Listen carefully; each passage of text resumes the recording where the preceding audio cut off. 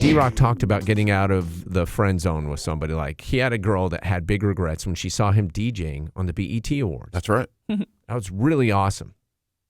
I had the same thing happen. I want to tell you this story. I managed to get myself out of the friend zone. Dude, how? So getting friend zoned is almost like a black hole. You're never coming back. Yeah. It's a decision a woman makes in her mind that no matter who you are or what you do, you'll always be the friend. Mm-hmm. And I can imagine people like even Bill Gates or Jeff Bezos or even Brad Pitt got friend zoned.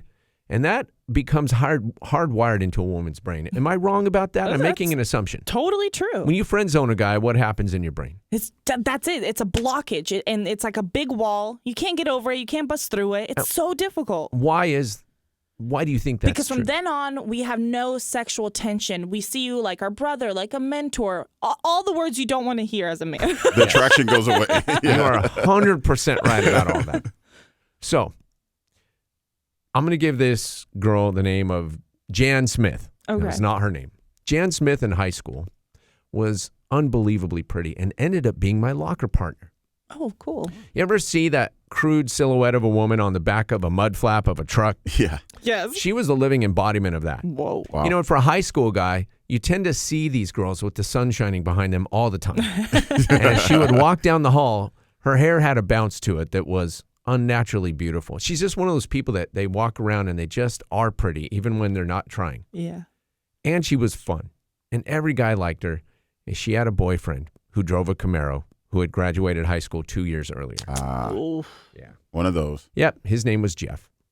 So as our locker partner on our last day of our senior year, I finally decided I can't take it anymore. I got to tell her. I said, Jeff doesn't treat you that good. If you were my girlfriend, I would treat you so much better. Thinking that'll open the door for her to go, would you really? Something, right? Mm-hmm. Yeah.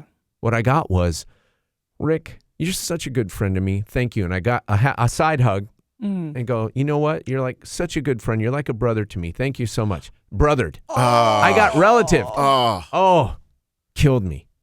There was no way that Jan was ever going to think I was attractive. And to be fair, I weighed like 115 pounds, most of it hair. Had a giant, big mushroom of hair on my head, not a muscle to speak of, and I couldn't gain weight to save my life. I'm skinny, just a skinny, wiry kid. Fast forward. This would have been 20 years later. Turns out Jan has relatives in San Diego. I had just signed a big radio contract, so I went and bought a convertible Porsche. Oh, yeah. Whoa. Wow. It wasn't even midlife. It was an early life crisis. Nice. I had always wanted that sports car, so I bought it. I had been taking especially good care of myself. So physically, I was in just peak shape. Muscly, looked good. New Porsche, dressed well. Life was just rolling perfect for me, at least from my perspective. She says through Facebook, hey, I'm going to be in town visiting my brother and sister. You remember them? You want to stop by and see us? I said, yes, we'll be at this tea place in Coronado. So I get in my new car and I drive. I'm having the day of my life. I'm driving in the sun, tops down. Nice. Pull up in my new car. Yeah. I go in and see them, and it was really nice to catch up with everyone. And her sister says, hey, why don't you show Jan the Hotel Del? And I said, okay, cool. I show her the Hotel Del. They head back to their house. They're like, can you come drop her off? Now, she's married. Okay. So that's fine. She's got a couple kids. Still very attractive. Okay. Nothing's nefarious here. I'm just telling you. So then my car pulls up and at the valet, and she's just standing there. I said, here, let's go. She goes, oh, wow, that's a cool car. I'm like, oh, thanks. I just got it. I've always wanted one, blah, blah, blah. We get in the car and we're driving, and she just falls silent.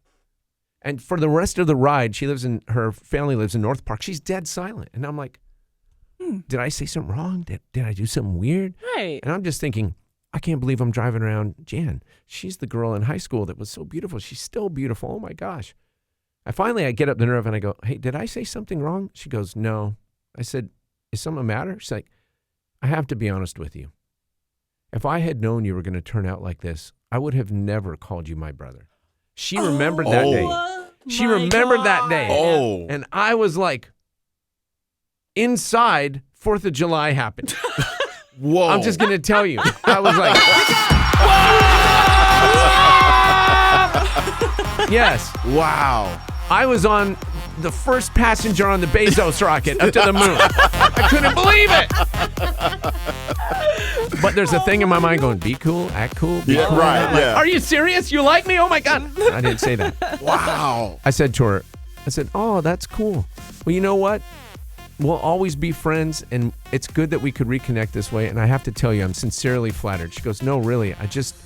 I had no idea that this would be you. Like, I don't know what to say. I'm kind of intimidated by you, I guess. Oh, My man. God. My man. Can we get in a time machine? Can we please? Nobody wanted a time machine more than me at that moment, ever. I don't think anyone in history has ever wanted one that bad. Wow. That is awesome. I had such the upper hand that I just had my swagger at that point. I hadn't even considered that she would think that way. I was dating someone at the time and was open about, like, this had been my high school crush. Yeah. I know her family. I'm going to go Sure. say hi to them. I wasn't hiding anything. Yeah. I dropped Jan off. I drop her off and I just say, hey, take care of yourself. It was great to see you. Tell your family hi. Nice to see you. She's like, all right. Take care. Let's keep in touch. I'm like, yeah, let's keep in touch. I'm just I just want to get away from her just to savor it. Right. Yeah. I'm like, all right, take care. I get a little bit of an extra long hug, and then she's out of the car, and I'm on my way. Oh, my goodness. And I get home.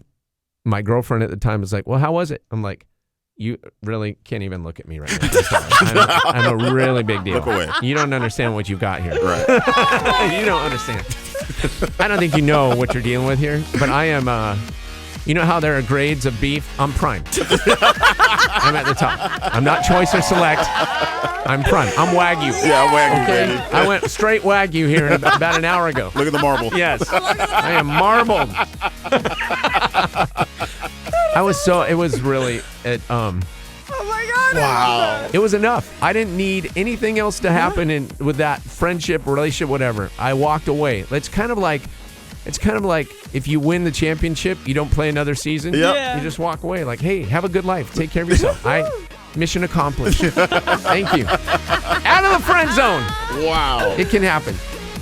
Dude, when she looked at me, she's like, I had no idea you'd turn out like this. I was inside, I'm like, yes! It was worth it. All right. I'm excited again.